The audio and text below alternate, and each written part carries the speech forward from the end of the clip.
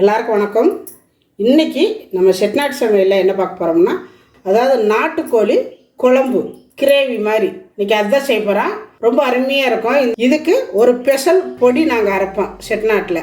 அந்த ஸ்பெஷல் பொடி தான் அந்த குழம்புக்கு எடுப்பாக இருக்கும். எப்போவுமே எங்கள் ஊர்லலாம் நாங்கள் அரைச்சி வச்சுக்குவோம். இன்றைக்கி நான் உங்களுக்கு அந்த பொடி நான் அரைச்சி கட்ட போகிறேன். 1 கிலோ நாட்டுக்கோழி கறியாக வாங்கியிருக்கிறோம். தோலை உரிச்சிட்டு வாட்டினது நல்லா விறகடுப்பில் வாட்டி எடுத்துருப்பாங்க. அது ஒரு மாதிரி நல்லாயிருக்கும் அந்த குழம்பு. தோலோடவே வாங்கிட்டு வந்திருக்கிறோம். இப்போ இது எப்படி செய்கிறதுங்கிறது பார்க்கலாம். இப்போ அடுப்பை தச்சுட்டு பேன் அடுப்பில் வச்சுருக்குறேன். இதுக்கு ஃபஸ்ட்டு ஒரு மசாலா அரைக்கணும். இந்த மசாலாவுக்கு என்னென்ன எடுத்து வச்சுருக்கிறேன்னா, 2 ஸ்பூன் அளவு வரக்கொத்தமல்லி, 1 ஸ்பூனு பெருஞ்சீரகம், 1 ஸ்பூனு சிறுஜீரகம், 1/2 ஸ்பூனு குருமிளகு, ஒரு 10 வரமிளகாய். உங்களுக்கு எந்த அளவுக்கு காரம் வேணுமோ அந்த அளவுக்கு சேர்த்துக்கோங்க. நான் கம்மியாக தான் எடுத்துருக்கிறேன். இப்போ இது எல்லாத்தையுமே ஒன்றாவே போட்டு வறுத்துக்கலாம். தனித்தனியாக வறுக்கணும் அப்படிங்கிறது இல்லை, ஒன்றா வறுத்துக்கலாம். அடுப்பை ஸ்லோவில் வச்சுக்கோங்க. இது ஓரளவு லைட்டாக சூடு ஏறினதும் ஒரு 2 ஸ்பூனு கசகசா இப்போ அதையும் சேர்த்துக்கலாம்.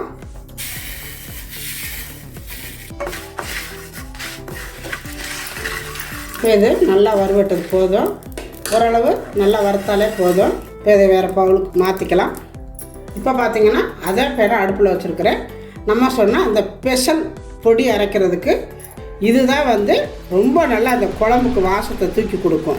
5 கிராம்பு, 5 ஏலக்காய், 2 பட்டை, 2 அனாசிப்பூ, கொஞ்சம் போல் கல்பாசி, இது எல்லாத்தையும் சட்டியில் போட்டுக்கலாம்.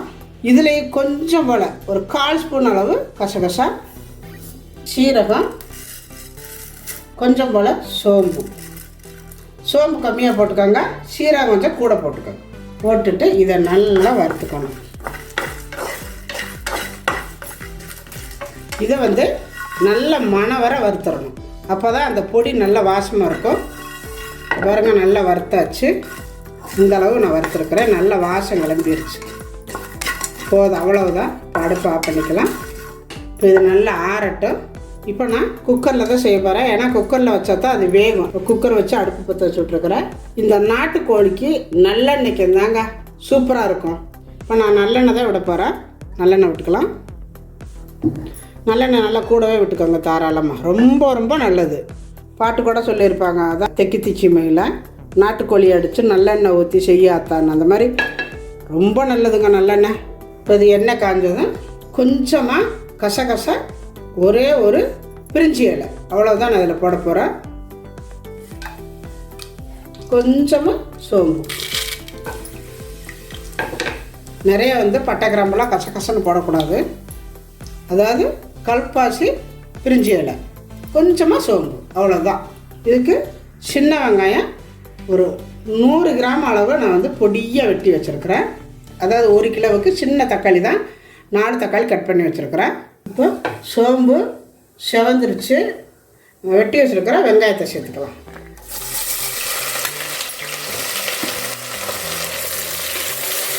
இந்த வெங்காயம் நல்லா வதங்கட்டும். இப்போ சின்ன வெங்காயம் ஓரளவு வதங்கிருச்சு. இந்த அளவு இஞ்சி பூண்டு அரை சேர்த்துக்கலாம். எப்போவுமே இஞ்சி எல்லாம் கம்மியாக சேர்த்துக்கணும். இந்த சிக்கன் குழம்புக்கெல்லாம் அதாவது 50 கிராம் இஞ்சி எடுத்திங்கன்னா 100 கிராமு பூண்டு எடுத்துக்கணும். அதே மாதிரி தான் இப்போ ஒரு துண்டு நான் இஞ்சி எடுத்துருக்கிறேன். இந்த அளவு இஞ்சி எடுத்தேன், 50 கிராமு பூண்டு எடுத்துருக்கிறேன். கரெக்டாக இருக்கும். பார்த்திங்கன்னா இஞ்சி பூண்டு வெங்காயம்லாம் நல்லா வதங்கிருச்சு. பாருங்கள், அடியில் உட்காந்துருக்கணும். இந்த மாதிரி உட்காந்துட்டாலே நல்லா வதங்கிருச்சுன்னு அர்த்தம். இப்போ நம்ம வெட்டி வச்சுருக்கிற தக்காளியை சேர்த்துக்கலாம்.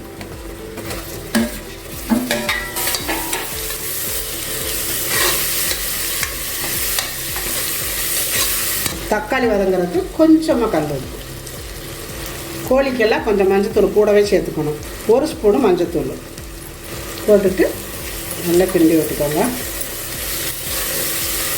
இப்போ இந்த தக்காளியெல்லாம் நல்லா வதங்கட்டும். இப்போ நம்ம வறுத்து வச்சுருக்கிற இந்த மசாலையை அரைச்சிக்கலாம். காம்போடவே அரைச்சிக்கோங்க, நல்லாயிருக்கும். இதை நல்லா அரைச்சிட்டு அதுக்கப்புறம் கொஞ்சம் போல் சின்ன வெங்காயம் எடுத்து வச்சுருக்கிறேன். பச்சையத்தான் அரைக்கணும். கோழி குழம்புக்கு நல்லாயிருக்கும், வதக்கக்கூடாது. இப்போ இதை அரைச்சிட்டு அதுக்கப்புறம் வெங்காயத்தை சேர்த்துக்கலாம். இப்போ அரைச்சாச்சு. இந்த மாதிரி நல்லா நைஸாகவே அரைச்சிக்கணும். இப்போ இந்த வெங்காயத்தை போட்டு ரொம்ப நைஸாக அரைக்கக்கூடாது, 1-2 அரைச்சிக்கணும். இப்போ வெங்காயமெல்லாம் பார்த்தீங்கன்னா அவ்வளோ ஒன்றும் அரைவடலை, உங்களுக்கு பார்க்கையில் தெரியும் பாருங்கள். இந்த மாதிரி தான் அரைச்சிக்கணும், ரொம்ப நைஸாக அரைச்சக்கூடாது. உள்ளே திப்பி திப்பியாக இருக்கணும், அப்போ தான் நல்லாயிருக்கும். இப்போ இது இருக்கட்டும். இப்போ தக்காளி வெங்காயம்லாம் ஓரளவு வதங்கினா போதும், நல்லா வதங்கணுங்கிறது இல்லை. நம்ம எடுத்து வச்சுருக்கிற இந்த சிக்கனை அதில் போட்டுக்கலாம்.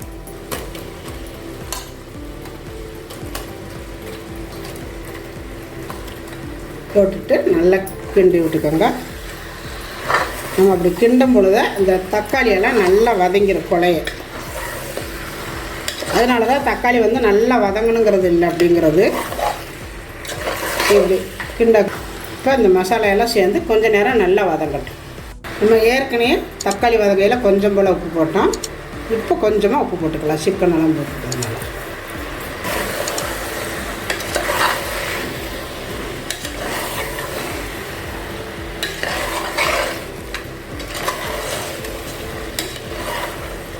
இப்போ ஓரளவு நல்லா வதங்கிருச்சு, ரொம்ப போட்டு வதக்கிக்கிட்டே இருக்கக்கூடாது. இப்போ இந்தளவு வதங்கினா போதும். இப்போ நம்ம அரைச்சி வச்சுருக்கிற இந்த மசாலையை சேர்த்துக்கலாம்.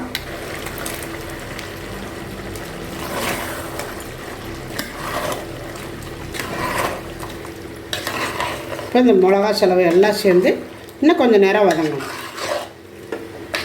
நல்லா எண்ணெய் கசியை கொஞ்சம் வதக்கிக்கலாம்.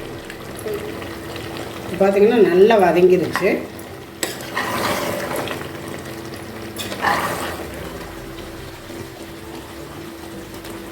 இப்போ இதில் கொஞ்சம் போல் கொஞ்சமாக தண்ணி விட்டுக்கோங்க.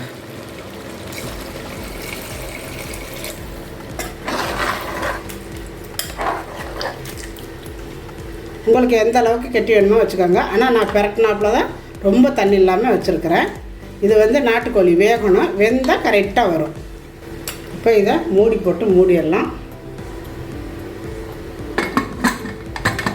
இப்போ மூடி வச்சாச்சு. 4 விசில் வரணும். 4 விசில் வர விட்டு நான் காட்டுறேன். பார்த்தீங்கன்னா 4 விசில் வந்துருச்சு. இப்போ அடுப்பு ஆஃப் பண்ணிவிட்டேன். இந்த விசிலெல்லாம் போகட்டி வரும்.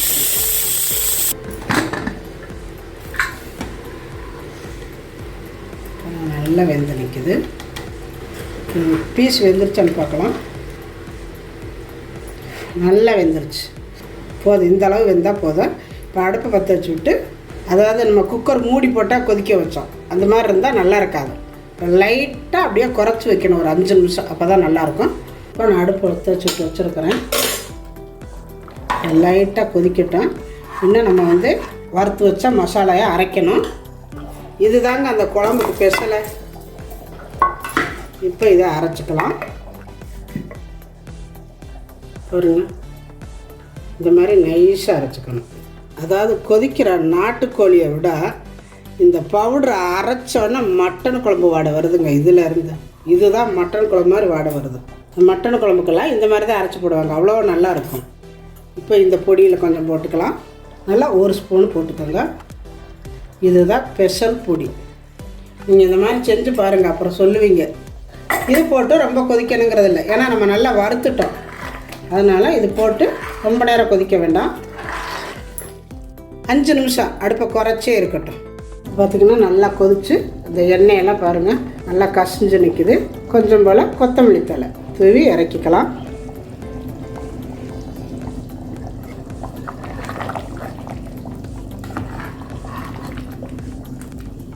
இப்போ பார்த்திங்கன்னா நாட்டுக்கோழி குழம்பு ரொம்ப சூப்பராக வந்திருக்குது பாருங்கள். அவ்வளவுதான். இப்போ நம்ம அடுப்பை ஆஃப் பண்ணிக்கலாம். இதே மாதிரி நான் செஞ்ச மெத்தடில் நீங்கள் செஞ்சு பாருங்கள். செஞ்சு பார்த்துட்டு எப்படி வந்துச்சு அப்படிங்கிறத எனக்கு கமெண்டில் சொல்லுங்கள். இந்த வீடியோ பிடிச்சிருந்தா லைக் பண்ணுங்கள், ஷேர் பண்ணுங்கள். செட்டிநாட்டு சமையலுக்கு சப்ஸ்கிரைப் பண்ணுங்கள். நன்றி. வாழ்க வளமுடன்.